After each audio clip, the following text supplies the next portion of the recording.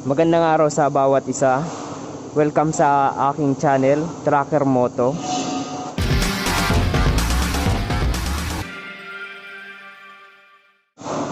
Ngayon, ipapakita ko sa inyo kung anong meron dito sa truck na ito. Titingnan natin simula sa cab, sa makina, sa under chassis at sa body kung anong meron dito. At mamaya, bago matapos itong video, sasabihin ko kung magkano ang presyo ng ganitong unit. Pero bago yan, kung bago ka lang sa aking channel, huwag mong kalimutang pindutin yung subscribe button and notification bell para updated ka sa ilalabas kong bagong video. Tara, simulan na natin. Ngayon, magsisimula muna tayo sa labas ng cabin. Dito muna sa cab. Ang truck pala na ito ay Fuso Super Great 6M70 ang makina. Kung makikita nyo, yung bumper naka chrome, tapos yung dalawang corner panel naka chrome din, at change color din to. Kulay pula yung pinalit na kulay. Tapos yung side mirror naka bass type, naka kinglong type side mirror. Tapos may tatlo siyang wiper blade. Then meron siyang bumper light para sa signal light and pag light nandiyan nakalagay sa bumper. Tapos yung headlight niya naka projector type na yung headlight. Yan, high and low.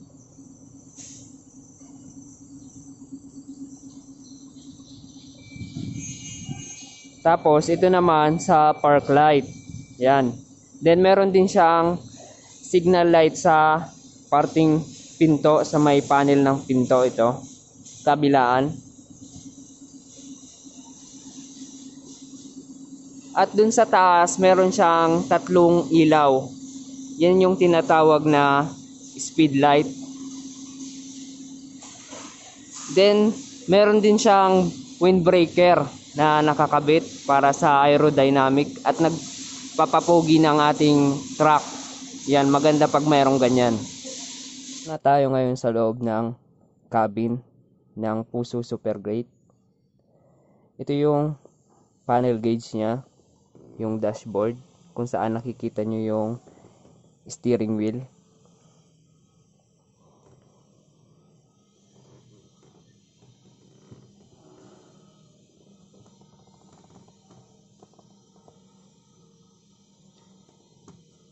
Malawak yung loob nito mga katracker. Yan, ipakita ko muna sa inyo yung instrument panel. Ito yung speedometer. Ito naman yung RPM gauge. At itong dalawang ito, yan yung air pressure gauge ng preno natin, ng air brake system natin. Then kasama na yung airbag suspension dyan. Tapos dito naman sa kabila, nandito yung diesel or yung fuel gauge, at sa baba yung temperature gauge. Okay. Ang bintana pala nito ay naka power window switch na rin. Yan. Hindi na siya manual. Kabilaan. Tapos ang makikita natin dito sa may driver seat, ito yung kung saan maraming switch dito tayong makikita. Marami tayong switch na makikita dito. Ito yung para sa tilting ng side mirror sa kaliwa, ay sa kanan. Sa kanan doon yung tilting. Then adjustment ng taas ng headlamp. Tapos yung mga other switches dyan. Dito naman sa kabila, nandito yung sa stereo, saka sa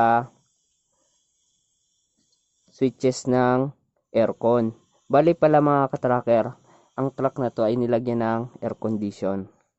Kaya malamig ito habang nandito tayo sa loob kapag umaandar. At dito naman, meron din mga switch dito sa malapit sa shifter ng truck. Nandiyan nakalagay yung sa clearance light, sa doom light, saka sa speed light. Nandiyan na lahat. Then, meron tayo ditong console box sa gitna ng passenger and driver seat chair. Madaming compartment clubs dito na makikita natin. Marami siyang malalagyan.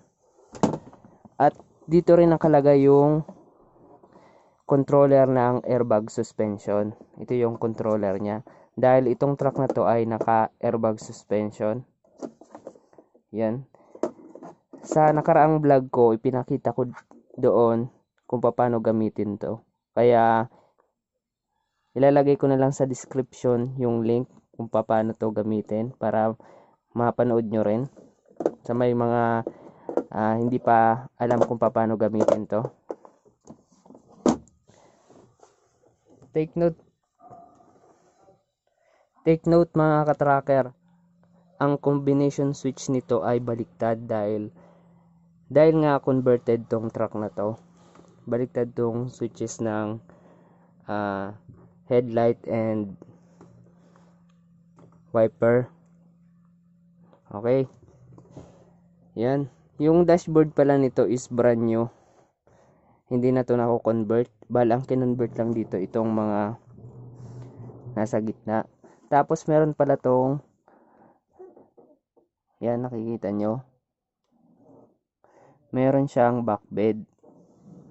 Tapos yung ceiling, maganda pa. Then meron siyang doom light. Tapos dalawang spotlight. Tapos kabilaan rin yung compartment clubs niya, driver and passenger seat. Meron ding rear view mirror, pero sa ganitong body na wing van hindi na yan masyado ginagamit. Tapos yung mga upuan naka-upholstery na rin, binabalutan namin yan. Okay, baba naman tayo para makita nyo yung body nitong truck. Okay mga katracker, ito na yung body niya.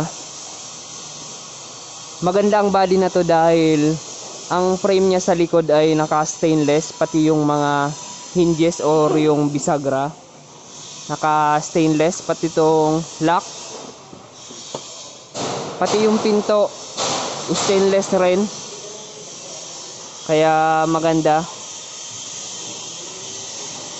Nilagyan rin nila ng provision lock, maganda, stainless. Pati yung running guard niya or yung railings niya naka stainless din. Pati yung toolbox stainless. Pati yung hinges ng drop side or yung bisagra ng drop side, maganda dahil stainless rin. Ito ang kinagandahan kapag stainless yung mga hinges, ay matibay saka matagal bago masira ang body. Ang body natin or yung wing van, yung wings niya ay naka-corrugated. Yung fender din ng truck na to ay stainless din, pati yung mga bracket. Yan, makikita nyo.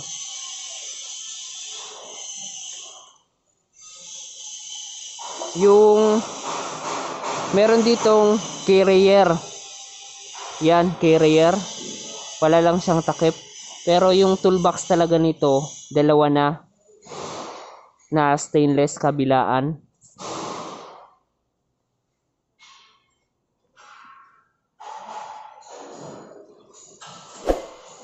At dito naman nakapwesto yung battery natin. Meron na siyang cover.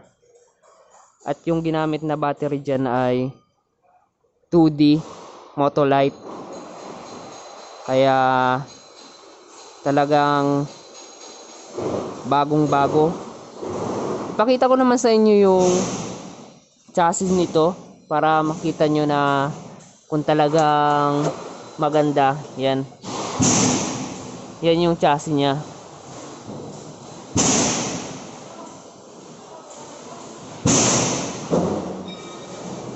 At ang gulong pala nito mga katracker ay brand new tires, tubeless, na naka 8 stud 10 wheeler to mga katracker, na may sukat na 11R 22.5. kaya talagang maganda pag bago yung gulong. Dito naman tayo sa suspension nitong truck na to. Ang suspension pala ng truck na to ay airbag suspension. Pero ang ganitong design ay naka-combination siya ng lip spring. Kung makikita nyo, may lip spring pa dito. Yan, lip spring yan. Tapos, combination siya ng airbag sa likod. Yan. Meron kasing airbag suspension na lahat naka-airbag. Wala siyang ganitong lip spring. Lahat siya naka-airbag. Pero yun ay naka-flat low o mababa yung clearance height niya. Naka-flat low yun at maliliit yung mga gulong na ginamit, mga low profile lang. Okay mga katracker, tingnan naman natin yung loob nitong van.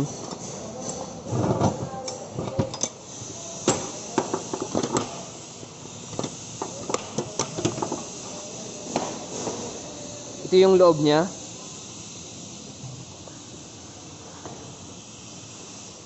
Bali yung pinto ng wing van ay na-repair din. Bago to.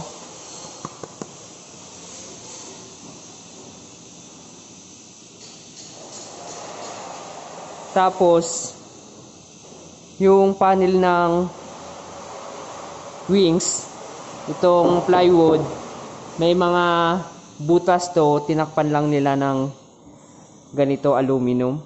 Yan.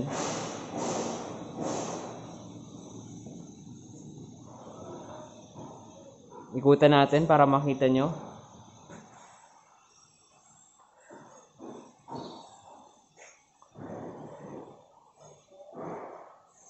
Yung niya, ceiling ng wing van, wala siyang panel. Yung iba meron, pero pag ganito, usually nakikita ko wala siyang panel na plywood sa ibabaw. Ganito lang siya. Tapos yung flooring niya, naka steel flooring, nilagyan nila ng steel flooring. Requested by client. Saka yung bubong wala yung butas, tinignan na namin.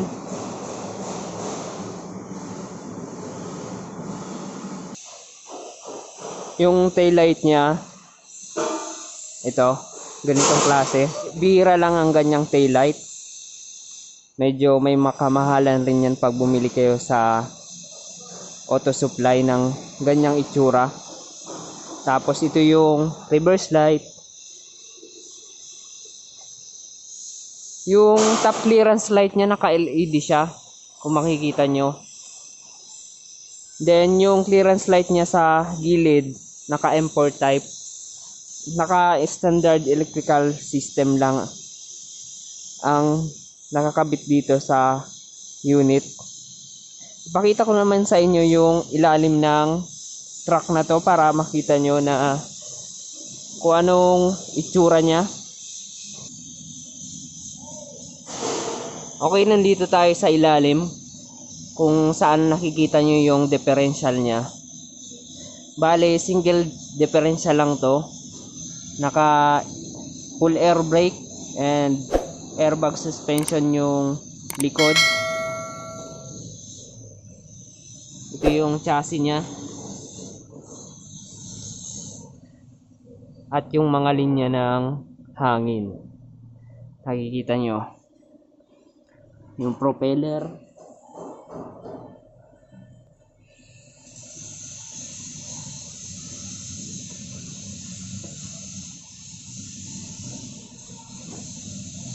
Maayos naman yung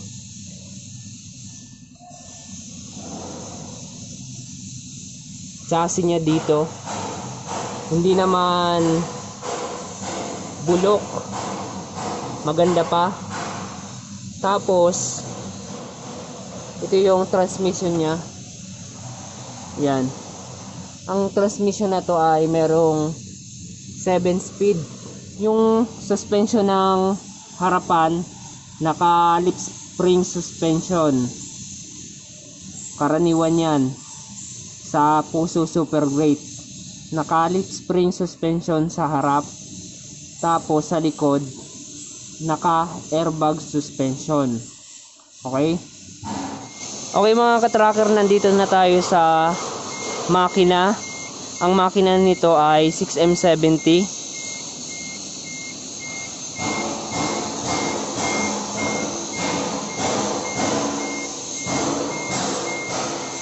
Pinakita ko na rin to last vlog ko, kasi ang ginawa namin dito, change oil namin at ginawa yung clutch pan. Kung gusto nyong panoorin, nilagay ko sa description yung link. Hanapin nyo na lang doon. 6M70-T3. Yan.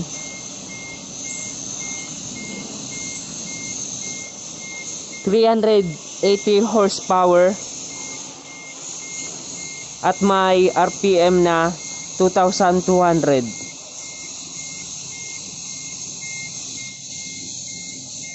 Ang makina na ito ay naka straight 6 cylinder. Tapos yung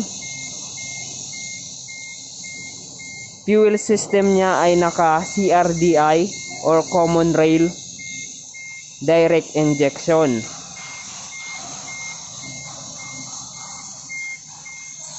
Dito sa kabila, dito natin makikita yung